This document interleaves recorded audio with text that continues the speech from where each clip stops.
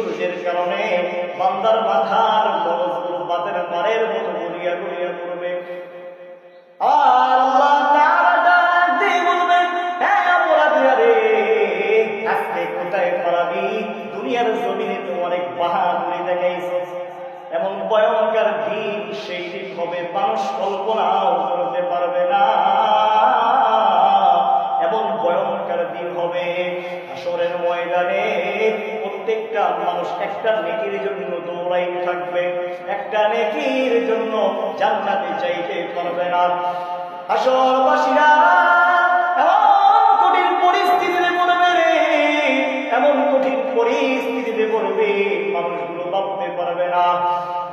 একটা নেকির জন্য বাবার কাছে দৌড়াইয়া দৌড়াইয়া চলে যাবে আর বলবো, আব্বা জান আমার একটা নেকি দেন গো, আমি একটা নেকির জন্য জান্নাতে যাইতে পারতেছি না। আমার আপনার আব্বা জান ডাক দিয়ে বলবে, আমি তোরে চিনি না, আমি তোরে কিভাবে করে আমি নেকি দিব, আমি তোরে চিনি না।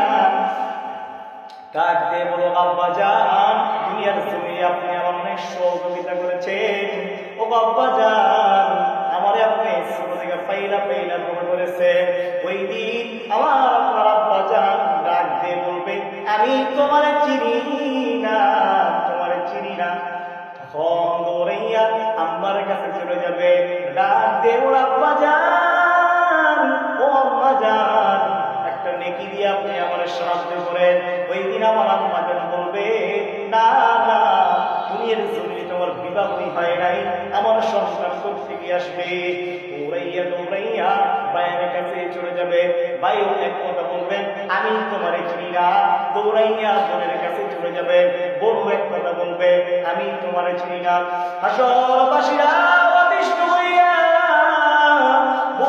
ভাই বোনরে চিনবে না, বোন ভাইরে চিনবে না, মা বাবাকে চিনবে না, বাবা মাকে চিনবে না, স্বামী স্ত্রীর চিনবে না, স্ত্রী স্বামীর চিনবে না, ছেলে মেয়েরে চিনবে না, মেয়ে ছেলের চিনবে না।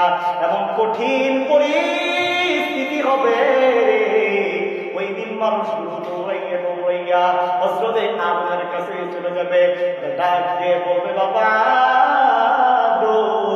দেখেন গো আমাদের মাথার অবস্থা আপনি দেখেন, এই সূর্যের তাপের কারণে দেখেন আমাদের মাথার অবস্থা কি হইয়া গেছে।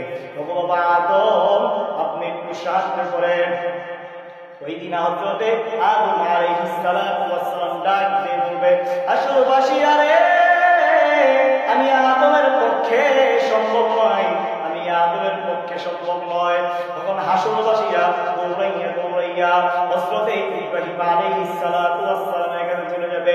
একই অবস্থা, বাবা ইব্রাহিম সিজদায় পড়ে কাঁদতে থাকবে আর বলবে, ইয়া নাফসি ইয়া নাফসি ইয়া নাফসি ইয়া নাফসি করে কাঁদতে থাকবে। বাবা ইব্রাহিম এক শব্দ বলবে, না না আমি তোমাকে সাহায্য করতে পারবো না। হাসরবাসীরা দৌড়াইয়া দৌড়াইয়া হযরতে নূহ আলাইহিস সালাতু ওয়াস সালামের কাছে চলে যাবে, ডাক দিয়ে বলবে,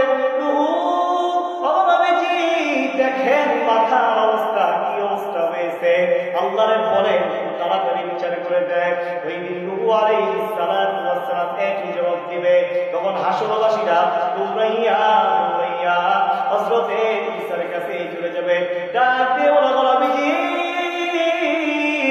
ও নবী গো দেখেন মাথার অবস্থা কি হয়েছে। ঈসা নবী একই উত্তর দিবে। ঈসা নবী শেষ দিয়ে বলবে, হাসরবাসীরা রে, এই দুর্বিপাকের সময়, এই বিপদের সময় একজন নবী আছে যিনি তোমাদের বাঁচিয়ে দিতে পারবেন। হাসরবাসীরা তাড়াতাড়ি তাড়াতাড়ি বলেন গো কোন নবী?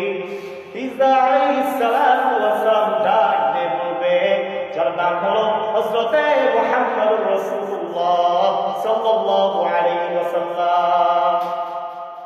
হাসরবাসীরা দৌড়াইয়া দৌড়াইয়া হযরতে মুহাম্মদুর রাসূলুল্লাহ সাল্লাল্লাহু আলাইহি ওয়াসাল্লামের কাছে চলে যাবে, ডাক দিয়ে বলবে, নবীজি ও আল্লাহর নবী দেখেন না